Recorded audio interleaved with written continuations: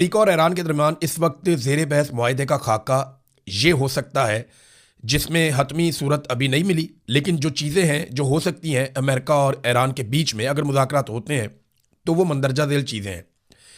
पहली चीज़ जो है वो एटमी प्रोग्राम और यूरेनियम का मामला है। यूरेनियम की अफजूदगी पर 15 साल मुअत्तली ईरान तस्लीम कर लेगा, ये दावा किया गया। अमेरिका 20 साल मांग रहा था, जबकि ईरान 5 साल की बात करता था।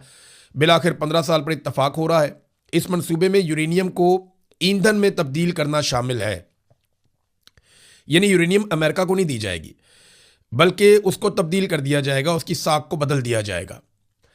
और जब इसकी तबी हालत बदल जाएगी तो दोबारा से उसे अफजूदा करना मुश्किल हो जाएगा।